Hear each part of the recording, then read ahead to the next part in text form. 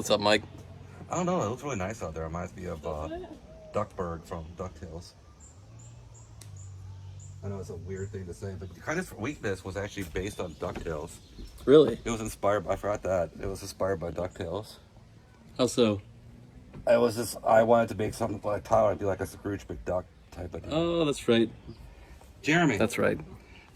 Some years passed, and I was actually at this point just saying, what's the point of this acting stuff? Like, that experience really took a lot out of me. You know, going through that difficult process and healing up from the leg injury and all this stuff. So I thought I was done with my acting pretty much. So years go by, and then Mike's nephew Brian said, "Hey, I really like these films. Let's make one more to kind of conclude everything in the series." And I said, "Okay, let's just give it a shot." And that's how the fourth movie, Kindness for Weakness, ended up happening. So at this point, Brian's the director instead of Mike. So it's a transition with directors. But the same story, just the sort of the last conclusion of everything that you could really take the series to.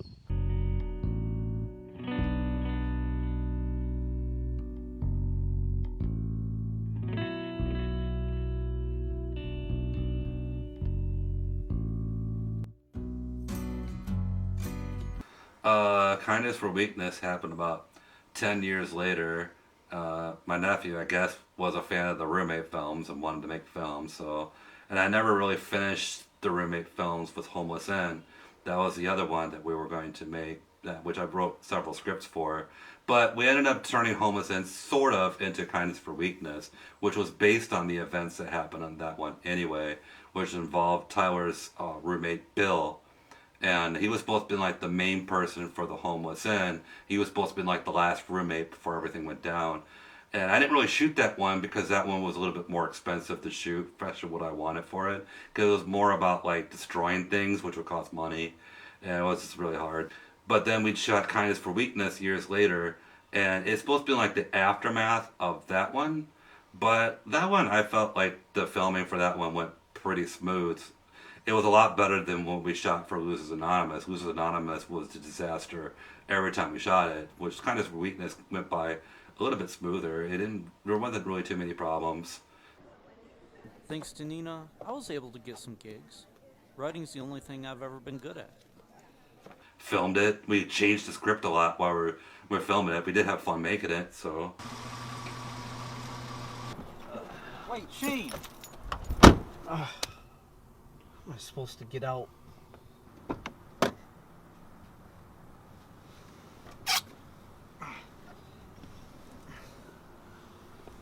And that's about it for that one. It premiered and then we ended the series, really.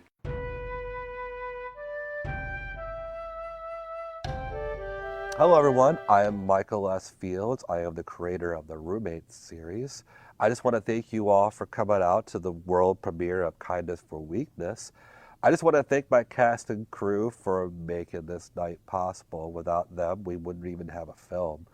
I also want to thank my nephew Brian Gibbs, who was also the motivator and the drive to get this film done. Without him, this night wouldn't be possible.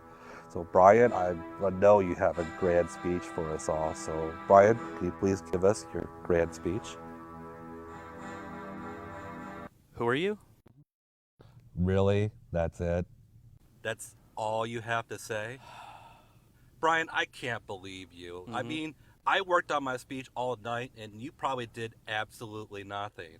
This is disgraceful, Brian. Just disgraceful. Now, gentlemen, please, no talk or texting throughout the film. Oh my God, it's Paul Glantz, Chairman of Imagine Entertainment. Paul, I just have a question. Is that all you say? Yeah, pretty much. You don't say anything else? There is one other thing. Enjoy the show.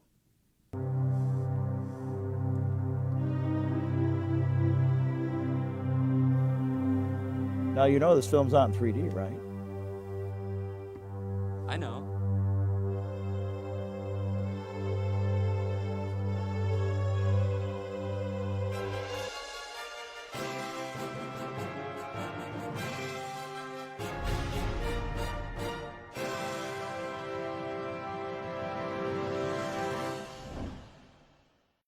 Paul Glantz. Yeah, we did have Paul Glantz go for the promo for the beginning. That was kind of cool. Where we made a promo at the Imagine Theater with Paul Glantz and got to act with him. That was cool. So that's a rare experience for people. So Brian was Mike's nephew, so that's how I ended up meeting Brian. So before I started doing the one he directed, Kindness for Weakness, I had known him for, I don't know, 20 years maybe. Brian's mom and dad would always throw these New Year's Eve parties, so I'd always come to that. Name and title. I played Shane Moore in Kindness for Weakness, and I was the co-director. And can you tell us how this all came about? How the process of writing the script came about? Well, growing up, one of my best friends was my uncle, Michael S. Fields, and he directed these movies called The Roommates, which, I was younger, and he'd always put them on, and I never wanted to watch them. And I remember early on being like, Mike, these are awful. I hate watching these movies. Why are you making me watch them? But they were his, and he was proud of them. And so years go by, and I'm growing up, and I watch them more and more, and I start to realize that what he had done is actually he made a movie in Michigan, which is not a state for making movies. Mike was talking about how he had unfinished business with his ideas for The Roommates, and that Tyler had more stories to tell. And so we started going to hookah bars and coffee shops, and we'd start writing. And eventually we had the screenplay for Kindness for Weakness, which we started shooting in the summer of 2017.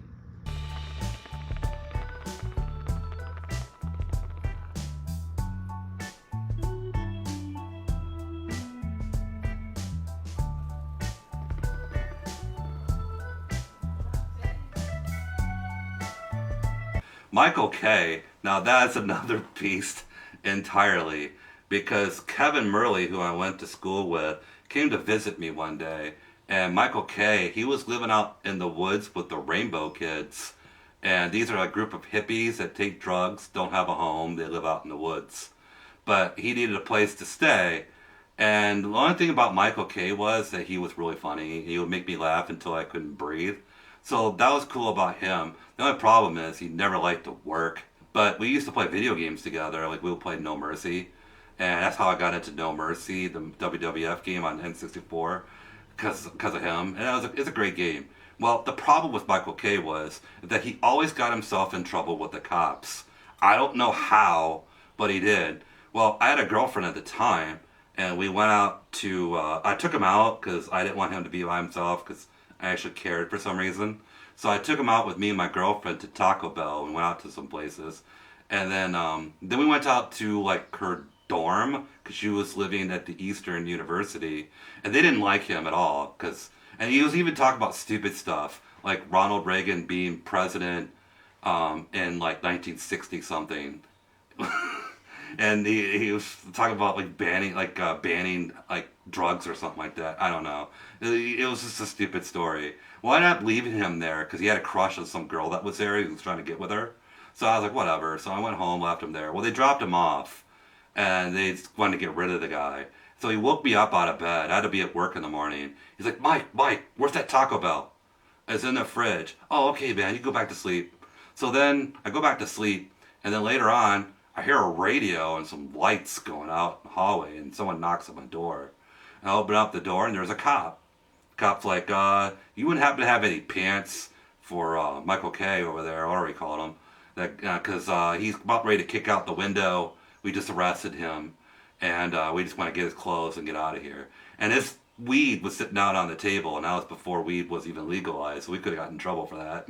I could have been in jail for that. And I just remember being upset that he went off to jail. But when he came back the next day, he was all beat up because the cops beat him on the floor. Apparently, when he answered the door, the cops took him out in the hallway and beat on him for some reason. And that wasn't really like the first time he had to deal with the cops. He always had to deal with the cops. Like the one time. Hello everybody, my name is Joshua Toth, otherwise known as JT, and I played Bill Kringle in The Roommates 4, Kindness for Weakness. Bill Kringle is, to put it lightly, just a complete scumbag. He He's a guy who doesn't really care about anything in life other than like what's going to satisfy him immediately. And he's almost like a guy who just gets off on control. I don't even feel like he likes his kids. He just like doesn't want his wife to have his kids because his wife cheated on him. But yeah, he's just a complete scumbag. He's a manipulator, and he just kind of does everything to get what he wants. Like the one time, there was this guy that came over and like, if someone over a girl or something like that, I can't remember what it was all about, but Michael K wouldn't answer it. So he's like, yeah, that's what I thought. So he ends up leaving. Well, that made him mad. So he got drunk that night so he can turn into Bill. Because apparently when he drinks, he said he's a different person. He calls that person Bill, hence why his name is Bill in the film. So he goes to that house, and he picks a fight with a dude. They end up rustling inside the apartment, and I remember it was snowing outside too. And then when they got outside, he was about ready to hit him, and there was a cop there. But they didn't press any charges against him, but I guess he still went to jail. And then they let him go. They said, you can go. So they let him go after fighting. But then he decided, I have to use the bathroom. So instead of like, because the apartment is next door to this place, you just need to walk, go into the house, and use the bathroom. No, with the cops around, he decided to take a piss outside the building with the cops around. And then, no, he didn't piss. He took a shit. I'm sorry. He took a shit outside. And then when the cops came and flashed the light on him, they're like, what do you plan on wiping that with? And his response was, your hand, asshole. So, of course, they hauled him off to jail. What an idiot. But yeah, after a while, he just became psychotic. And can you tell us any memories during the filming of this movie? So casting was really fun because I was working 2 jobs at the time, one of which was a night front desk person at a hotel. So I got permission, and with $100, we rented out this sweet business room, and we held auditions, and some of which were friends I had gone to high school with. And we ended up casting one of my best friends from high school, Josh Toth, as the main antagonist, Bill Kringle. So, how I met Brian and Mike. I'll start with Brian first because I met him first. I met him in high school. It was it was sophomore year of high school. And we met in a puzzles and logic class. And I kind of heard his name around. I went by JT in high school, so he probably heard my name. And then he actually went by Gibby in high school. So I kind of knew about this Gibby guy. Well, we ended up meeting in puzzles and logic. And we ended up bonding because we had another friend in that class, and he took ibuprofen or Advil or some kind of basic over-the-counter thing, and he had an allergic reaction to it. And this kid, he not to be a douchebags or anything, but we were making fun of him. We just thought it was funny, and he took it well and everything. But that's how Brian and I became friends. We made fun of a guy having an allergic reaction to Advil, and then the rest was history.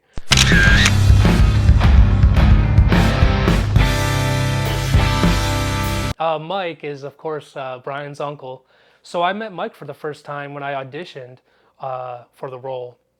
It was at a Comfort Inn, and we had a conference room, and there was a couple of people in the room. Well, Mike was one of them, and he was wearing a hat that I had never seen him wear since. But he reminded me of Kevin Smith, like a Michigan Kevin Smith kind of, and. He also reminded me of George R.R. Martin. He kind of looks like that guy a little bit from the Game of Thrones series. But Mike was he kind of explained what the series was about, and I could tell right away he was a guy who had a lot of passion and a lot of creativity in him. And so I'm glad that I got to meet Mike and Brian. And I had my girlfriend over at the time, and he was he comes up with those decks, and he gives me 60 pills. Of deck. I couldn't even handle the 24 that he gave me. He's giving me 60 pills. And I'm like, dude, I can't even handle the 24, let alone 60. He's like, am I going to die from that? And he's like, no, you won't die. See, the thing is that you don't care, so you won't die from it. I'm like, that's the stupidest thing I've ever heard in my life. Kindness for Weakness, how it differs from a regular Hollywood production, I would say greatly. It was done by 19-year-olds. We almost had no budget, and we almost had no equipment, but what we had was the passion.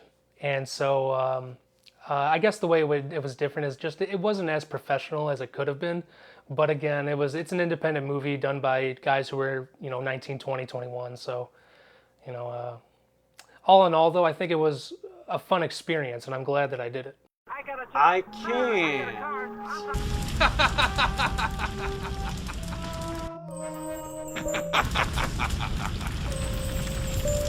JT was really a big fan of wrestling, which was kind of what influenced his choices in the character, as kind of like this buff dummy kind of guy who's very macho and masculine, but also doesn't pick up a book very often. Okay, so the coolest location that we filmed at was, what's the name of this thing? So one of the coolest locations that we filmed in was in Charlevoix, Michigan, about 4 hours from, about 4.5 hours from Detroit.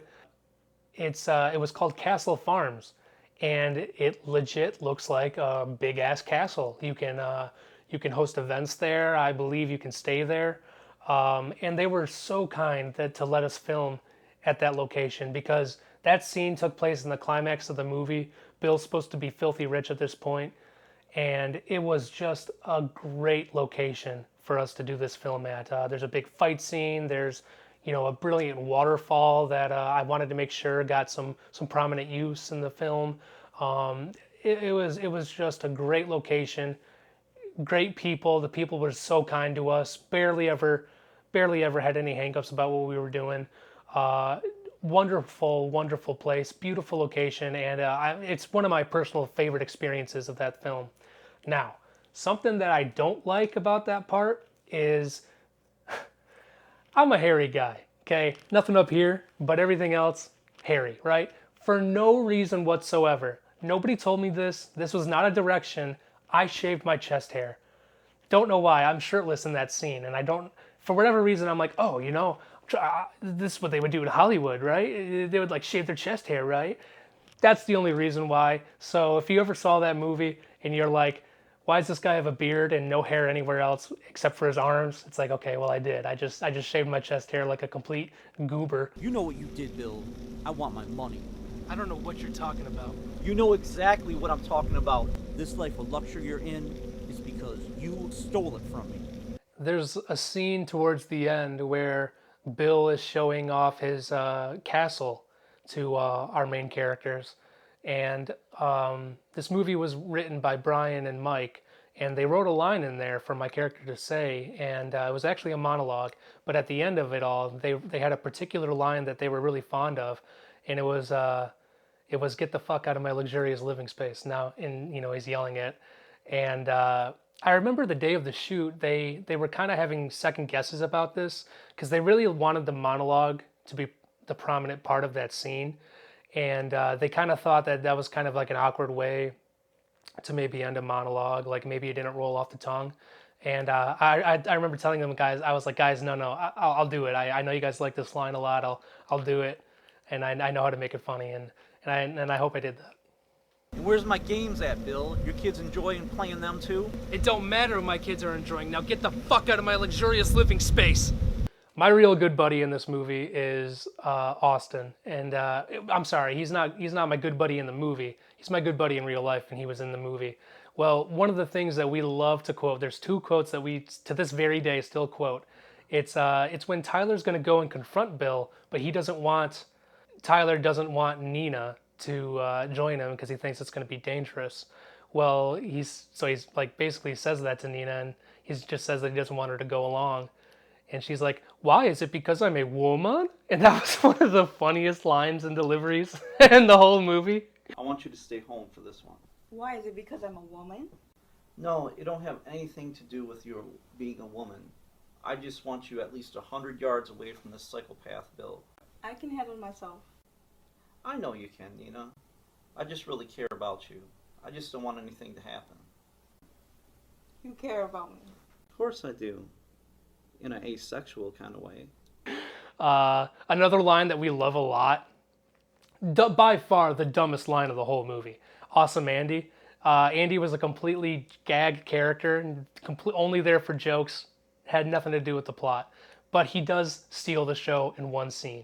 It's when Tyler's recovering from his Dex trip, And Tyler wakes up on his couch, and he like looks over, and there's his buddy Andy just chilling on the couch. Andy's staring at him, and he's like, "Did you fart?" And Tyler doesn't respond. And he's like, "I'm really dumb, aren't I?" And that's one of the funniest lines. Just, "I'm really dumb, aren't I?" is something that we say a lot.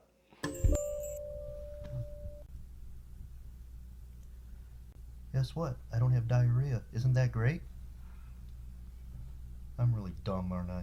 I don't remember if we had an idea for somebody to play the cop in the scene where Bill gets arrested, but I remember I was really advocating for that to be Austin, because Austin in real life, he's my, one of my real good buddies, and I thought it would be hilarious if this is a guy I met in like 5th grade, and we always loved talking about movies and shit, and so I really loved the idea of him being the guy to arrest me as our first movie. And he's pretty handsome in the movie too, ladies. May I speak to him? Oh, there's someone here to see you. What is oh, you got no stripper for me? Now, I've never done dude on dude, but hey, I'll try anything once. Bill Kringle, you're under arrest for home invasion. Oh yeah? Wait, hang on. You have the right to remain silent. It's kind of tight. Anything you can say will be used against you in a court of law. Wait, is this real? You have the right to an attorney. Wait. Yeah, well, my name is Austin Igna, and I played in Kindness for Weakness in a brief scene. I was Officer Cop. I arrested the fuck out of JT, one of my best friends of all time, and it was a great time, great experience. You can't be serious.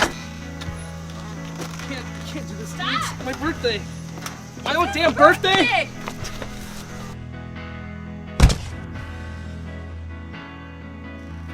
Stop it!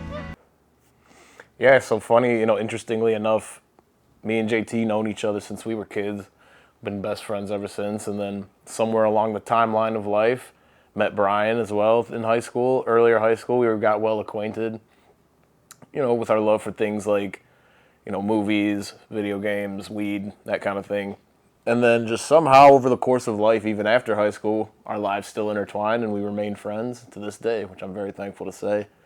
I got acquainted with Mike, Brian's uncle, I believe it was 2017, 2018, around that time, and I think it was when they were filming Kindness for Weakness, and I believe it was Brian's parents' basement at the time.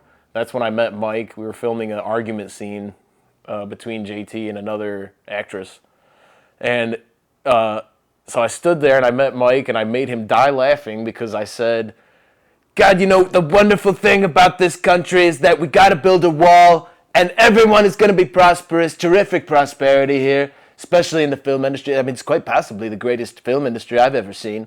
He absolutely loved the Donald Trump impression, so from then on, I just knew we hit it off great.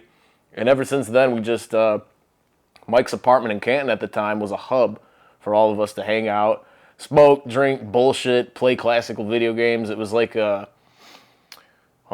we might call it, like just a dream hub, for just a spot to hang out at the time. But Mike as an individual, he's just a great guy.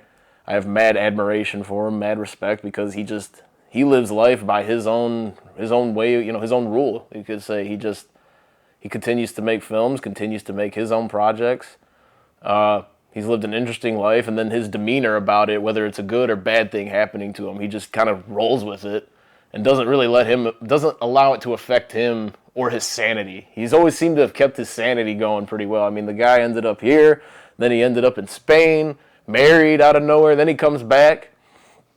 And for a brief time, he lived at mine and JT's apartment, interestingly enough. And boy, oh boy, he came in, he freaking saw the whole party lifestyle that I was bringing in there at the time. Won't go into too much detail about that, but we had some fun times and hilarious times with Mike, shared some of the best laughs that I've ever experienced. So it says here it's a novel based on true events. So you're saying it's a true story? Yes, sir. So there really is a nephew named Cockman? Well, I made that part up, but he might as well be. So without explaining into too much details, I kind of gave him a few pieces of candy once in a blue moon, and his reaction, he just kind of remained himself the whole time. One time he went to sleep, and I gave him a piece, a little Reese's Pieces, And he went right back to sleep and woke up and said, I don't know, I just had dreams about these alien baby fetuses the whole time. He's just a fun guy to be around, man. Like, you can talk to him about anything, whether it's gaming, movies, life, any subject like that. He'll give you a real serious answer about it, but somehow it could be humorous. And part of it could be attached to the fact that just how he delivers his answers are hysterical, you know. But we've had just interesting times, interesting conversations, and you know, playing Smash Brothers. You know, some of the most wholesome moments were just all of us playing Super Smash Brothers and him begging for another hit of weed, or oh God, you know, we should all smoke another cigarette here soon. You know, he went on to, I remember going to the gym, tripping balls on acid one time, and he came with me, and it was great. But I had to leave quite immediately after about 45 minutes of being there. But he was a good friend in those moments, I can tell you. A lot of times after we were done shooting, the actors would go home. You know, some of them lived pretty far away, so it's completely understandable. But me, Gibby, and Mike, we all lived relatively close to each other. So after we were done shooting, Brian and Mike would kind of get together, look over footage, maybe do a little bit of editing on something. And a lot of times I'd hang out with them afterwards too. And I really enjoyed that process. I liked seeing the more behind the scenes of just all the fucking bullshit that Gibby was doing, really. And I actually had a lot of fun. We had a lot of fun getting together and hanging out after those shoots. And it made it all worth it because, you know, we all had jobs. We were all working jobs. And then we had to shoot sometimes right after and sometimes on the weekends. But it was always nice that I got to hang out with the guys afterwards. So location scouting, it was fun because we were shooting some scenes at the Henry Ford Museum, and we got towards the end of the day, we decided that their bookstore wasn't really ideal for what we were trying to do. So it's a Sunday afternoon, we're just calling up bookstores, seeing if we can shoot a scene there, and we call up a place just called Books. We say, can we shoot the scene here? And they said, yeah, come on down. So we show up, they're open for business, we set up shop and we shoot the scenes. There's moments where people are saying their lines, and then there's like a kid in the background that's just watching things happen and making people crack up. There was a character who had a very minor role in the movie. He catches Tyler spying on him because Tyler's not smooth. So he catches Tyler spying on him. Tyler's a PI at the time. And when the guy goes out, he notices him out the window. Just a hilarious shot. I believe his name was Kyle Sutton. Very, very funny guy, but he almost stole the whole damn movie on that one minor scene. And then he comes out to confront Tyler, and he's just like, I was even worse as a private investigator.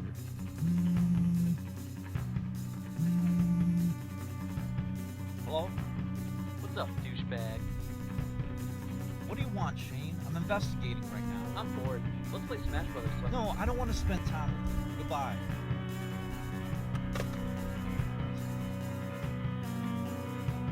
The fuck are you doing out here? I'm just looking you at come some out, birds. yeah, out here to fuck some fucking kids? The fuck are you doing out here? That's one of the funniest lines, funniest deliveries, and his reaction. So Kyle, brilliant. And can you tell us anything about the Shane character? So Shane, a very underrated character in this comedy is Shane Moore. He is the nephew of Tyler, and he's played by the director and the filmmaker, Brian Gibbs. Don't know why this character was made, but the whole gimmick of this character is he does a lot of homosexual innuendos, and so you think that this guy's just straight up proud to be gay, but it's like, no, he's not. He's just a little asshole. That's all he is, and he makes a lot of jerky comments and whatnot. So it's summertime, and Manny's dropping his two kids off at their uncle's house for the summer. Shane and Amanda. Amanda, who's played by Angelica Cote. That was my sister. So they're staying at their uncle's for the summer, and the big thing with Shane is that his father thinks he's gay. But that being said, there's a hilarious scene where they all go to a water park, and I believe Tyler is talking with Ramon. And as he's talking to Ramon, he mentions his nephew Shane, and the conversation is carrying on, but we have a quick little cut to my man Brian, and he's on the lazy river. He's like on a tube on the lazy river, and there's a part in the river where it's like a little mini waterfall, and Brian, like, I'm not gonna do it, but Brian puts his mouth and tongue out and like acts like he's like, you know what it looks like. And it's just one of my favorite shots in the movie, and it's only because it's Gibby. Hey Tyler, is this you?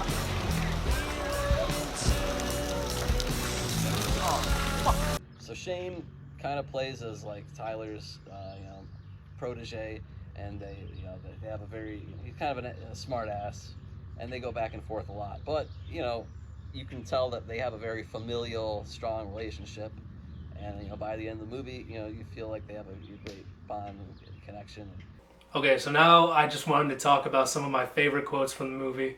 Okay, so one of my favorite Bill Krinkle quotes is when he is trying to convince Tyler and his loved ones that he is a real good person, and he begins the whole thing by saying, "It's time I told you guys the truth, the real truth." And he's just completely bullshitting everybody. Okay, I think it's time I tell you guys the truth, the real truth. I love my kids. I do. I love them more than anything else in this world. I would die for my kids. They mean that much to me. The point that I'm trying to get to here is I'm about to lose them. I know that my actions here are inexcusable and I can't change that, but I need some money by this weekend. And any amount of money that you would be willing to give me, I would love. And obviously, I promise you that I would pay it back to you in full, and then some. I just need this one thing, okay? Please, help a brother out. I didn't explain why I'm losing my kids, did I? I skipped over that whole part. It's okay, we got it on the other one. There we go. Dang. Oh, yeah, you're right, it was that day. I thought it was the day where we were waiting for, Or you're not filming, or? I'm filming. I'm just getting yeah, B-roll I guess right you're now. That was afterwards, huh?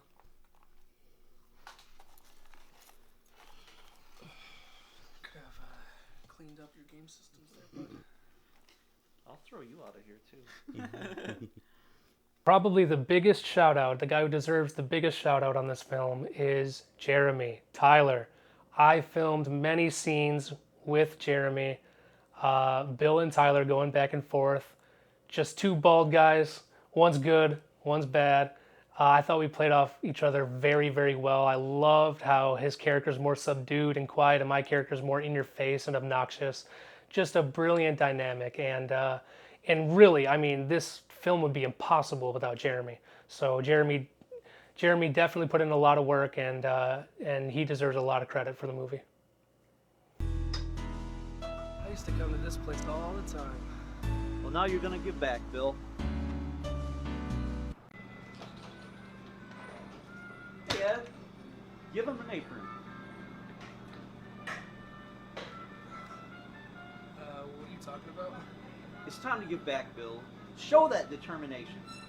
I don't know if I'm ready for... You either serve them or go fuck yourself. What's it gonna be?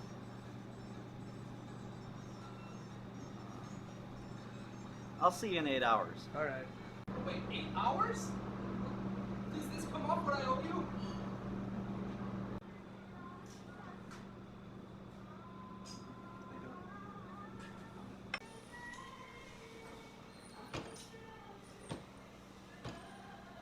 Oh.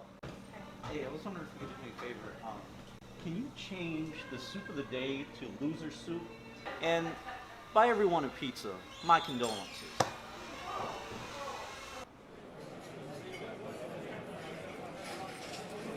You can get anyone to memorize lines. So I looked at it like, if this was me in real life, what would I say or do?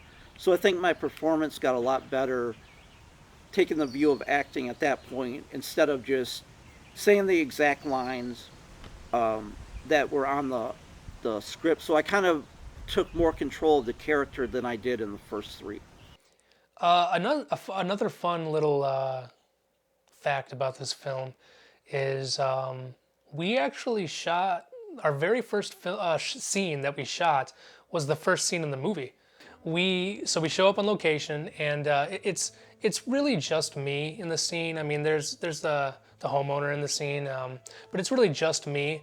And so it was just kind of Brian and me filming at a buddy's house. And for whatever reason, we decided to go a little bit under the influence before shooting. First ever scene that we're ever shooting together, and that's what we decided to do. Well, it went horribly. The scene came out really nice in retrospect. I'm actually very surprised at how good that scene is. I love when Bill's running up the stairs and he's like pulling his pants up and everything. It actually came out really, really well. But you can also notice that like my face, I'm kind of like super overacting and stuff. Yeah, well, now you kind of know the reason why. But it was neat because that was the first scene that Brian and I ever filmed together. And it was the first scene that Brian ever filmed for the movie. So I thought that was a pretty cool little fact. Yeah, I got nervous because the homeowner, he was supposed to bring a gun prop to this house. And he brings a real gun because he says he's a licensed carrier, which instantly makes me nervous because I'm a little high. And I tell the actual real homeowner, I said, hey, just to let you know, the gun is real. And at that point, the guy goes, well, that makes me uncomfortable. And at that point, I'm like, well, that's fair. So after that day, I vowed never to smoke again until after the shoot was over. How'd you meet Brian? Wow, what a royal fuck up right at the beginning. Yeah, Brian and I first met at Riverview High School, where we both went. It was in 10th grade in Spanish class. We had both taken, we were both taking the Spanish course, and we had gotten this new teacher. His name was Mr. Ramba, and he was probably one of the weirdest teachers that we had had together, and his weirdness kind of brought us together a little bit. I think, if I recall right, Brian used to sit right behind me, or I was behind him, one of the two. But throughout the semester, we would just get really confused at how weird Mr. Ramba was. He would make jokes that would probably get somebody fired today. He would flop onto people's desks, pretending to have seizures because their answers were so wrong. And I don't know, we would just laugh at the absurdity of it, and then we would start messing with Mr. Ramba back. I remember he was passing out the final exam, and we told him that we would rip his mustache off with our bare hands for no reason at all. And all Mr. Ramba had to say about that was that he would have really weird tan lines because he's had the mustache since he was 17. And I guess that started it, and then we had taken play production together with one of our mutual friends, Jacob Tullis, and probably early on to that semester, I'd say we started hanging out most days. And we would do nothing productive. We used to illegally smoke a lot of weed and play video games in this clubhouse that my grandpa had built for me when I was younger. And we had basically run out an extension cord, and we would have a TV out there with a GameCube, and we'd go out there and hang out until odd hours of the night all the time. Mr. Moore, thank you for being able to come in so quickly. I wanted to discuss some blood work that just came back. Sure, no problem. I mean, how bad can it really be, right? So a few years after high school, Brian and I had gotten in touch with Mr. Ramba. I think we had his email or his Facebook or something like that, but we had reached out to him just to see how he was doing and wanted to kind of get lunch with him. And we had found out that he was diagnosed with cancer. I can't remember exactly what kind of cancer it was at this point, but Brian and I decided we'd go out there and pay him a visit. So we drove up to the hospital that he was at and went up to his room and hung out with him for a few hours and kind of all got a chance to catch up as adults. And that was a really good time. There's over 1,000 pills in here. Isn't there some pill that can fix it? Or look, principles of surgery. Why can't we just look up pancreas and just take it out? So in Kindness for Weakness, I played Dr. Tuttle. Tyler Moore in the story, he needed to have a cancer diagnosis, something terminal, and that helped the story progression along. And so I was asked to be the doctor to deliver the news. And I remember when he had first given me the script, I looked at it and I said, this doesn't really make sense for cancer. I have a medical background. I've worked medically as an ER tech. Now I do clinical research, but I just remember reading it and saying, hey, I think we need something a little more serious. And I remember Brian said, well, go ahead and write it. So I kind of rewrote my character's lines so that the cancer diagnosis was a lot more serious, a lot more life-threatening. And I remember we used one of the library rooms at Wayne State, and I had to bring an entire backpack full of medical books and the stethoscope and a lab coat and a tablet, and we really kind of had to set it up to look like a doctor's office where somebody would receive that news. And yeah, I just remember it was fine. You know, they were older books, but I laugh at it. I actually watched the movie a couple months ago with one of my friends, and it was never discussed that the books were going to be thrown off of the desk. And it kind of happened in a one take. And again, you know, they were just old, like, hand-me-down, basically place marker books. They didn't really matter, but I just remember going like... Just your attempt to get as much money as possible before I pass away, isn't it? Go see you and your buddies. So on the weekends, you're off somewhere laughing about how much money you're making off my pain and suffering. That's what this is, isn't it? Of course not. No, Mr. Moore, you have it completely misunderstood. I don't think I have anything misunderstood. You're telling me there's no cure, but carry on for another year of suffering for what? So you can line your pockets with my...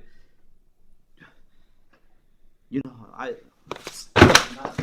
not going to be victimized twice. Like, oh my gosh. Like, you know, glad I didn't put anything, like, fragile on the desk. But I remember that really helped to sell, like, the anger of the situation. So I thought it was really good for the movie. One of the very, very enjoyable parts of the process of making this film was meeting the cast. I was going into this completely unprofessionally. I was not an actor, you know, maybe a couple of stuff in high school, and that was really it. I knew a lot of these people had at least done some sort of acting before, and they were really interested in being an actor. So I want to give a shout out to Cassandra. I thought that she did a great job, and just a wonderful presence on set. Just always positive, always game to, like, you know, if we had long shoots or whatever, she never had a sour look on her face, always smiling. And just a really good presence to have around on set.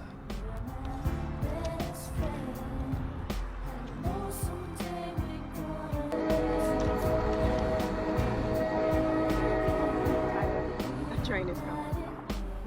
Yeah, we're screwed. Another cast member that I would like to bring up, and he deserves a shout out, is Cristen Rocket Adams. He was very funny. One of the funniest guys on the whole set. He was always gay. I didn't film too many scenes with him, but the scenes where I did have to interact with him were really funny. And I remember that those were the scenes that I actually couldn't keep myself together. He would make me break a lot, and it was just because his character was an idiot, and this guy was so fucking funny at portraying this guy, and it would make me laugh. And actually, he's in one of my favorite scenes, that flashback scene when it shows how he was too nervous to get laid. That's one of my favorite scenes. Whew, my ass feels so much better now. Ramon, we just talked. Look, she's here. April Morgan, one of Ramon's many weaknesses. She's a mutual model friend of ours, and Ramon claimed he had a chance at one time. To this day, he will never shut up about that one chance he had. Car's off, face. Oh, thank you, Ramon. So, can you stay for dinner? I really should be going. Come on, you can stay for just a little bit. I can cook you something, or we'll order in. Order out? Bring it back. Oh, look at that. It's already here. Oh, my. So you can stay.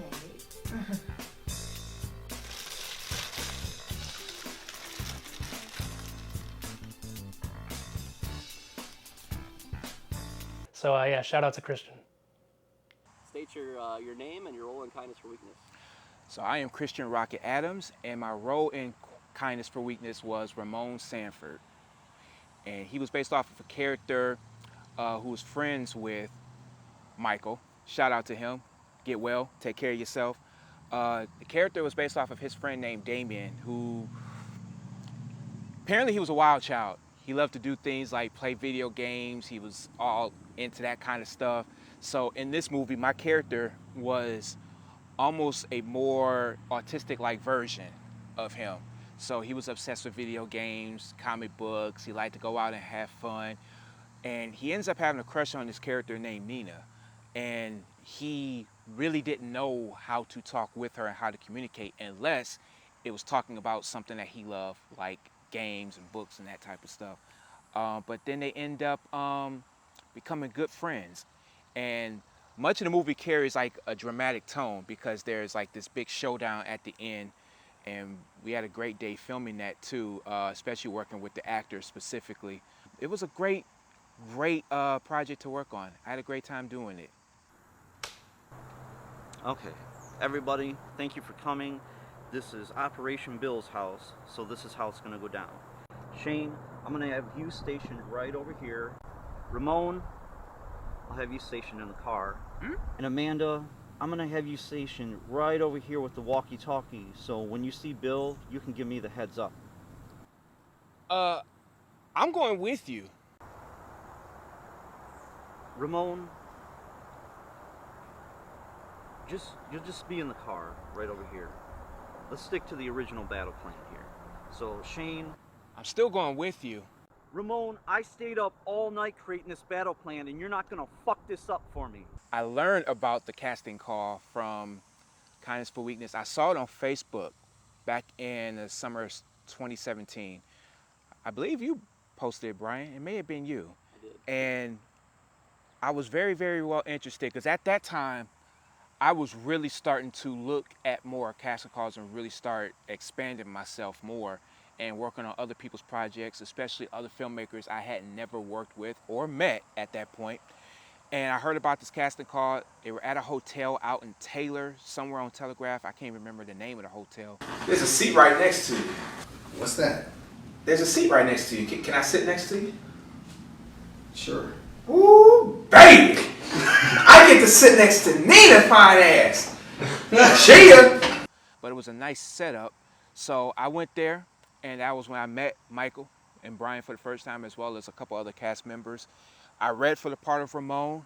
I didn't even think I was going to get the part, to be honest with you, because I said, well, let me just see, because I think they were looking for somebody maybe younger, and I was 31 at the time. But I ended up getting picked, which shocked the hell out of me. But I was thankful, very thankful, and I was definitely looking forward to doing this role just because I heard it was like a big role. It was going to be one of those big co-starring roles, and I had been doing a lot of supporting roles up to that point. Very few roles where I was like either a lead or a co-lead, so it was refreshing to get a role like that and to expand my skills because of the way that I had to portray this character. So it was definitely different considering I was working on a web series of mine called Black Jesus.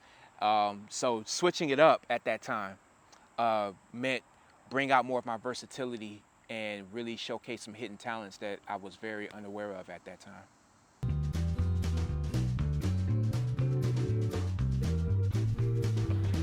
Strike one! Hit the ball, Ramon! Come on, Ramon! You said you want to play baseball. Come on, let's get a home run. I'm trying to concentrate here. Goodness. You are as useless as tits on a ball! Strike three! Mike is an absolute trooper. I just want to say this. An absolute trooper. He was really, aside from Brian, he was mostly a one-man army when it came to really holding it down with the crew. Because obviously Brian played the part as well. He did a phenomenal job. Both of these guys were like a two-man army. Working with them, I could see how it really took a lot of time, a lot of dedication, a lot of commitment. I myself had to make adjustments to my schedule because I was working on a couple other projects at the time. including my own, which was Black Jesus, the web series. So I think we worked a lot of Sundays. We worked a lot of Sundays on set. I remember just trying to keep as many Sundays open as possible. But like I said, Mike was just so great and crafty. He had a vision. He knew what he wanted, and I gave it to the best of my abilities. But we had a great time filming. I'm gonna say when we went back to shoot that fight scene, when it was just Mike and Brian doing it, it was 10 times better than what we did at the castle, because I just felt like the guy who was doing the martial arts stuff, I'm like, y'all could find somebody better. Just a regular punch? Yep, just a normal punch. What we did at the end was phenomenal, and I'm so glad that all that stuff for the most part made the final cut. Like I said, Mike and Brian, they are better than even they give themselves credit for, because they are awesome to work with, and I will work with these guys again, especially Brian. We talked about collaborating again in the future, and I hope we have that opportunity. Oh, there you are. What, are you keeping tabs on me or something? Why the hell would I be keeping tabs on you? It was really them. I even helped out in the crew a little bit myself just because of my experience, but my focus was to really build the character Ramon. So I really had a huge task, because if you've seen the movie, the way I performed this role, I had never done that before. Mighty fine duckies we got there, huh? Yeah, they're really cute. Ooh, look at them duckies. Quack, quack. Ramon, eh? Could I do it again? Sure, possibly. I'm a little bit older now. I put on weight. I got, my voice has gotten a little heavier, but if needed, then it will be a possibility. Well, hey, if you're gonna stay here, hold my cane while I go out there. All right, Captain Commando, have fun for me. We also filmed at this water park. I can't remember the name of it. There's a lot of places I don't remember the name of. I just remember being there. But it was out in Ypsilanti, and that was fun to shoot. My only regret was I didn't get in that, whatever, I forgot what it's called, but that little ride where you're in the float or whatever it was. It was like a little boat, like a little... Lazy River. Yes, thank you. And I didn't get in, but I remember Mike, and see, this is why, again, I have to send a shout out. Mike sat in that thing with this camera, and he was pushing it with one hand, and he was trying to film with the other. And I don't know, did he have a stick shift with him? No. See, that would have came in handy, because he was trying to hold the camera with one hand and push the ride with the other, and the ride itself was going, and it was rotating, like, you know, the planets in space. It was circling while rotating, like the Earth. And some of those guys was on it, and I'm just sitting there watching. I'm like, this guy's a trooper. He's awesome. He's amazing. He scraped his foot up really bad doing that. I remembered that. Now that you brought that up, I do remember that, because he had trouble walking. And I think he had blood coming out of his shoe when he put his shoes back on. But he was like, yeah, I'm okay. I'm okay. We gonna keep it moving. Okay, hey, you the boss, you know. Do you, man. I'm here if you need anything. But we had so much fun shooting at that park. This Mexican restaurant in Canton, once again, I forgot the damn name of it. Yes, thank you. That was so much fun to shoot. There's a scene where we were at a video game store. I was holding some DVDs and some video games, just like a stack. And I had this big smile on my face. I'm gonna show it to you. It was that. We did a still shot of that. It was so funny. I was watching that at the premiere at the Imagine in Canton, which was a great turnout, by the way, and a lot of people laughed at that one scene alone. I remember the premiere of the film, I was terrified because we had sold it out. We'd sold out the theater not once but twice. I had to ask the theater to add more seats, which they obliged, and then we sold that out as well. And then we had met with Paul Glantz, the chairman of Imagine, just 2 or 3 days prior, and he was willing to cut a promo with us. So we cut the promo in the theater, and we edited it together, we added it to the footage, somehow, all in due time, and got that ready. By the way, that was a great turnout too. We had a great red carpet event for it, so I had to make sure I was dressed up and everything, so I threw on my 3-piece, got my hat, got my shoes together. It was fun. That was fun. So one of my favorite scenes in Kindness for Weakness is Just about any scene with Bill is phenomenal, but particularly the scene where they're at Tyler's apartment, everyone's in the living room, and there's an intervention going on for Bill. And he comes over there and he gets caught basically fucking, he was fucking a hooker in Tyler's bed or something. Well, anyway, he's like, oh, come on, how could you not? I mean, look at that girl. You would do it too, wouldn't you? And then Tyler goes on this whole tangent about like, you know what, Bill? I've kind of had it with your shit. Here, you want more games? You want 1? You want 2? How about fucking 10? And he throws himself on the couch, throws a whole thing, throws all the pennies at him. And the whole time, Bill, the one time in the movie where he's not being a complete asshole, a direct, I should say, asshole, a transparent asshole, I should say, he's genuinely trying to come off as sympathetic and apologetic and, oh, I'm so sorry. Kind of like Henry Hill in the scene in Goodfellas where he's begging Paulie for help. Well, that's another discussion, but you can see Bill he's still just a piece of shit no matter how you look at it, because he's over there blubbering and apologizing and, I'm sorry, you guys, I'm sorry to all of you. All I could please do is just ask for my forgiveness. And then while Tyler is going on his tirade and just tearing right into Bill, Bill finishes it off, I believe, with, you disappoint me, Tyler. Bye, you guys. And he's all sad and everything, but he's not sad because he feels guilty for what he did. He's sad because Tyler's yelling at him, taking a personal offense to it, even though he's the guy who started all that shit in the first place. So it's a wonderful scene because it really shows you just like how a piece of shit doesn't always have to be transparent and in your face and honest about the fact that he's a piece of shit. He could try to manipulate you, which is typically what they do, into you thinking like, oh, please pity me, please feel sorry for me. But you could see just by the very expressions and even the lines delivered by Bill himself is that he doesn't feel sorry for a single thing he did.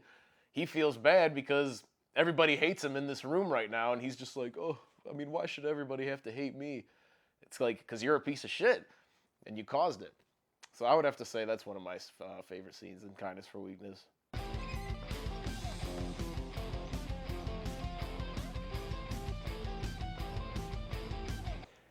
The Crosswinds Marsh scene. This is one of the title scene in the film. My character Bill just got done robbing somebody, and now he's sprinting home. And we filmed it at a location called Crosswinds Marsh. Beautiful location. There was many geese, many ducks in the film. I think a couple times we had to wait for geese to get out of the way. But what I remember most about it is that it was super hot. I was not in shape. I was not running. I was not working on that. Very hot, and I had to wear jeans. And I'm sprinting all day running, and I remember I was very tired of it after we were done shooting it. A couple of good shots in that, though. I'm glad. I like the scene when Bill does cocaine and he's like really happy as he gets out of that little location. I like the fact that he goes down Bald Eagle Trail. Had no significance to the film, but it was like a happy accident. Very cool. But yeah, for me personally, that was probably my least favorite scene to shoot out of the entire film. And one of my other favorite scenes to shoot was, I guess we were at, it was the same movie they filmed in Shawshank Redemption. Now, yes, and I think they changed it to Ohio State Penitentiary. I think that's the name of it now. And in it, now, I had mixed feelings about it because I love filming there and we got to go on a tour afterward. But, oh boy, the scene I had to do, that was very discomfort. I had to take 3 showers when I got home that night. First of all, the cells were small, and I had this lady, she was like on top of me and everything, trying to give me pleasure. I'm like, I am not having this. When I thought about that scene, I remember the movie Good Burger. Remember when they was locked up in that pit? I was like, oh Lord, please don't make me have to do this again. Now I'm hungry. Where's my boyfriend?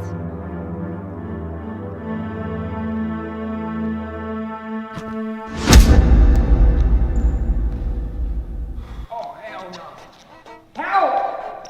Somebody help! Obviously, Mike and Brian were a pleasure to be around. Shout out to Jeremy, who played the lead role. Obviously, this guy, my man had to wear a trench coat And we would be filming in 75, 80, 85 degree weather, but he had to wear this trench coat. I know he was sweating bullets, because I would ask him, hey man, you all right? He was like, oh yeah. He'd give me the thumbs up, because he would talk very minimal. He wasn't always a big talker. But I know he was struggling. I can tell. Anybody that had to wear a trench coat on set and it's blazing hot deserves 2 thumbs up from me. So one scene in particular that I remember that was really fun production-wise was we were shooting at this hookah bar. I can't remember the name of it. They gave us permission to shoot there, and we started doing the lines. It's where I'm playing Shane and Tyler's there. We're talking, and we started shooting it for about a good 10 minutes. And then before we could really get much further, we noticed that the roof was leaking because it was raining really hard. It was storming outside. The one particular spot where the roof was leaking was right where we were shooting. So the owners picked up on that, and they're like, "All right, you gotta go in a different spot, and we're gonna, put a bucket down." And we're like, "Oh, but continuity's sake," so we had to like restart shooting in a different spot in the bar, but it worked out. Next. Real quick, I got to give a quick shout out to my brother Aaron. Aaron was in the scene at the hookah bar. If you watch that scene, it opens with a line of people entering the bar, and at the very front of the line is a very well-dressed man in a blue zoot suit with an orange tie, and that's my brother Aaron, that handsome chap. So a real quick shout out to Aaron. And also, he actually wore that zoot suit to a Real Big Fish and Less Than Jake show we all went to, and he was interviewed by the Free Press. So he's in the Free Press, going like this with a whole little article next to his body. So quick shout out to Aaron. And I am so proud of you for finally standing up for yourself after all of these years. So another character, another person who deserves a shout out is Stephanie Skrinner. She played Shar in the movie Kindness for Weakness. She was, the whole movie is about Tyler running into his old buddy Shar and telling her this whole story, and that's the film that you see, but it's really these two characters talking. And she was brilliant on set. She had just the most positive attitude. I'm talking like bubbly, like frickin' champagne, just like always so happy, so pretty, so kind.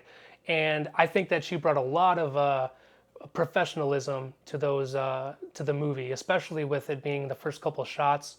I thought that her and Tyler interacted very well, and I thought that she brought a lot. And I like that she connected the old movies with kind of like the newer one, because the newer one was kind of Mike's. It is kind of a roommate's movie, but it was really a Brian movie.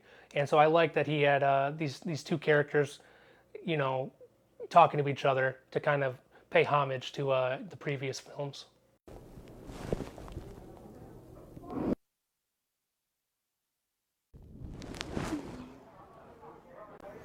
Here.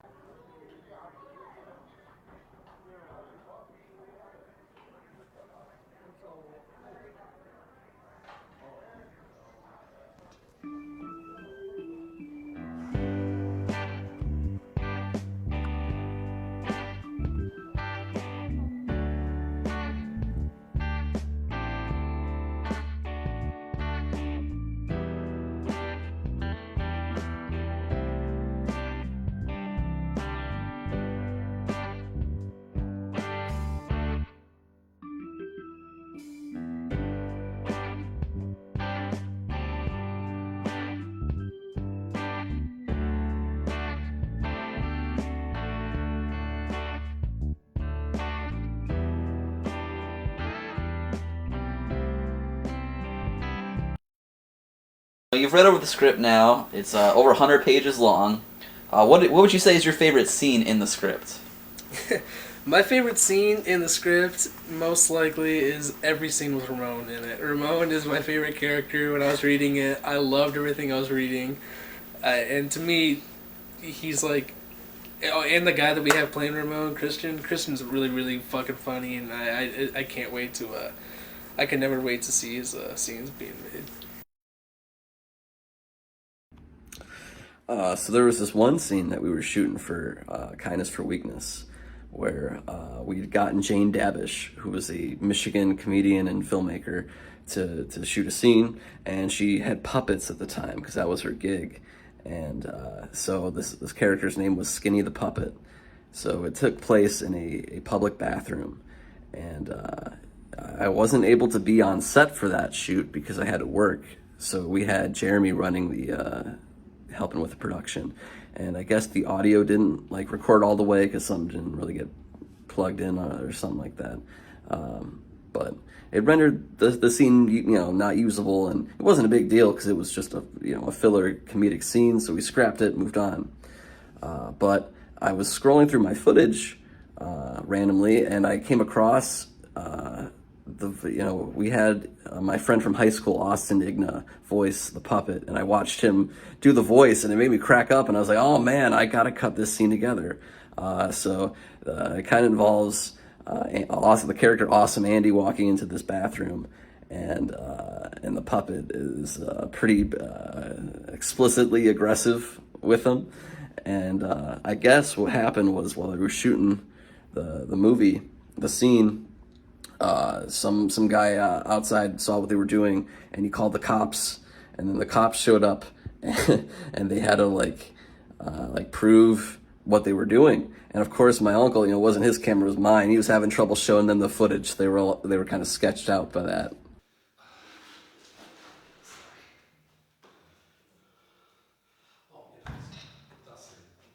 Hello, sorry. All right, go.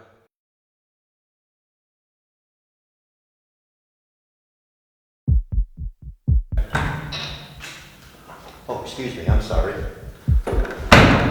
I'm Awesome Andy. Oh, hi, Awesome Andy. I'm Skinny. Hi, Skinny. Can I suck your dick? I'm sorry. Suck your dick! Suck your dick! Okay, calm down, pipe down a minute.